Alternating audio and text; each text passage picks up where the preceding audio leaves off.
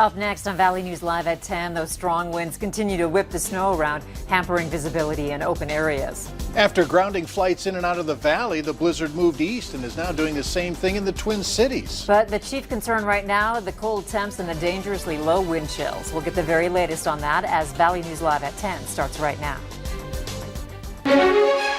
Live from Fargo and serving you on TV, online and on the go. This is Valley News Live at 10.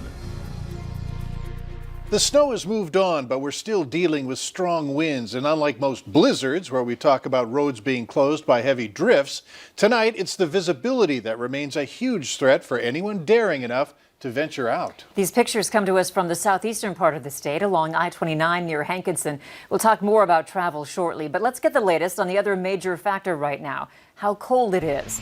Chief Meteorologist Hutch Johnson joins us now with the latest. Hutch? Well, part of our whole weather equation today has been the winds, and that wind makes it feel even colder than it is with that wind chill. But our gusts almost hit 70 miles per hour today in the region.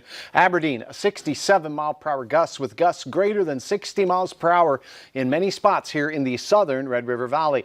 Good news for all of our counties is the blizzard warning has been canceled for our area. It is heading mainly into the Twin Cities. We're left behind with that wind chill advisory. Here's a look at the snow showers exiting through the Twin Cities now and the Duluth area. Here's a look at the current wind speeds, still gusting to about 40 miles per hour for our southeast counties, including the Fargo area.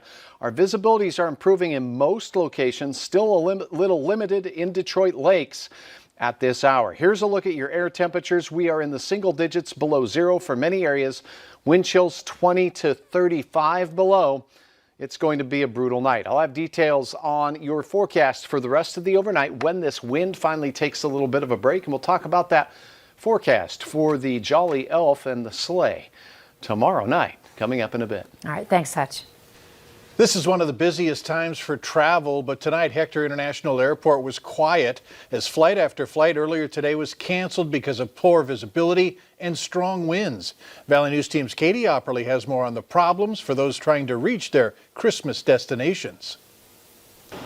Not the typical sight at Hector International Airport the day before Christmas Eve. Poor weather conditions led to a long list of cancellations. Definitely trying to get home for Christmas to see the wife and kids. Ronnie's flight home to Texas is one of the many that didn't take off. I'm hoping that we don't get canceled again tomorrow, but it was something that it's been in the back of my mind. Flown out of various airports in the winter months, and I know it's something that can always happen. Allegiant had the only commercial flights out of Fargo, passengers saying they feel sorry for those who might not make it home, but are thankful they will make it to their destination on time. We were nervous when we got up this morning and in anticipation of not getting out of here. I'm happy that we're one of the blessed ones today and praying for those that are unable to have family around. And it could be just the beginning of travel troubles for some as flights are rescheduled and flights to places like Minneapolis continue to be impacted. MSP canceling nearly 300 flights due to blizzard conditions. But staff at Hector International say they will do everything they can to get people to their destination. Wish everybody safe travels, whether it's in a car or whether it's on an airplane. In Fargo, Katie Opperly, Valley News Live. Scheduled to arrive tonight either did so or were expected to touch down later than first planned. For the latest updates on flights in and out of Fargo, head on over to our website or the VNL News app and click on this story. We now know the names of the people involved in yesterday's apparent murder-suicide. Police say the victim is 49-year-old Angela Juven. She's believed to have been killed by 54-year-old Joel Graff, who was also found dead in that home at 2101 52nd Street South yesterday. Crews responded to a fire at the duplex. Flames spread to the other unit as well. 3 people there were able to get out unharmed. We have a warning for you tonight, and it's directed at last-minute Christmas shoppers. The Better Business Bureau says if you're in need of a gift card, know who you're buying from. Little-known websites offering brand names at steep discounts may be a scam. Instead, go directly to the merchant and purchase a card from them. Take a close look at physical cards for any tears, wrinkles, or other indications of tampering, and see if the pin is exposed. If anything looks suspicious, it's probably better to take a different card and turn in the compromised card to the store's customer service desk. North Dakota has now joined anti-competitive lawsuits against media giants Facebook and Google.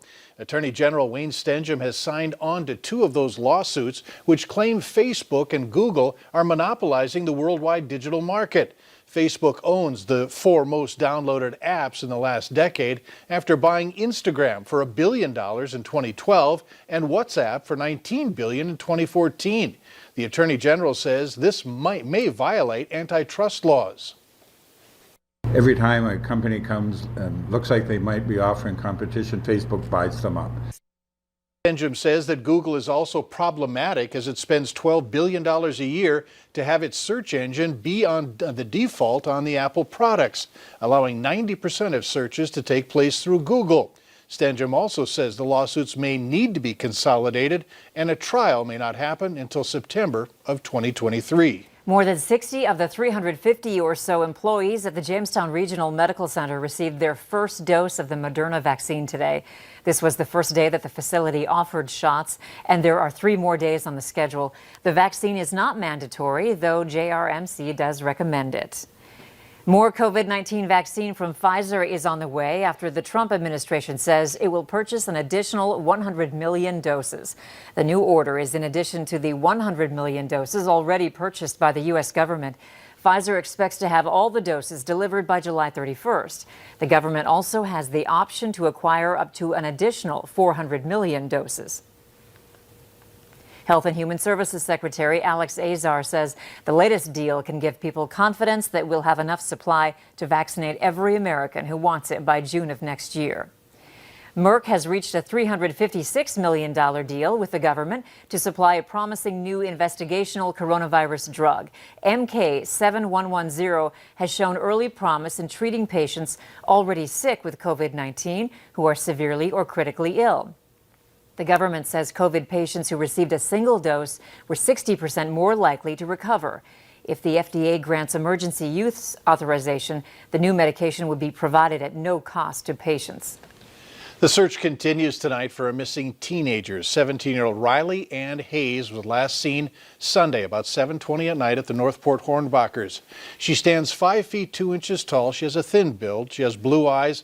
Her hair is colored red and black. She has multiple piercings in both ears, as well as a small tattoo on both hands. Riley was last seen wearing black jeans, red high-top shoes, and a Hornbachers shirt.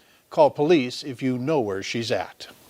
Law enforcement agencies across North Dakota handed out nearly 1,700 citations during their latest Click It or Ticket campaign.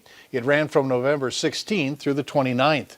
There were 587 tickets for speeding. 570 were issued for failure to wear seat belts. 19 involved children.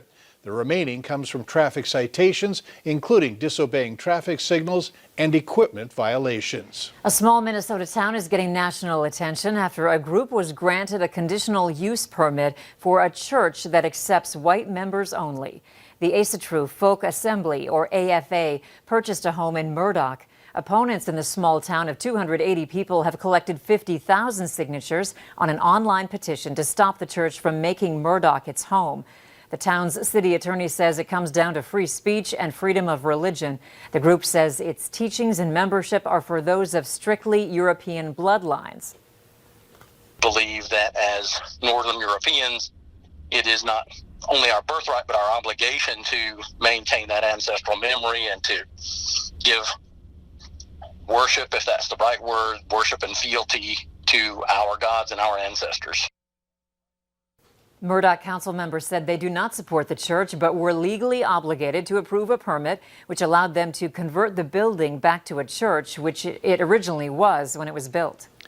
Later on Valley News Live at 10, watch as a man risks his own life to save a deer trapped on ice.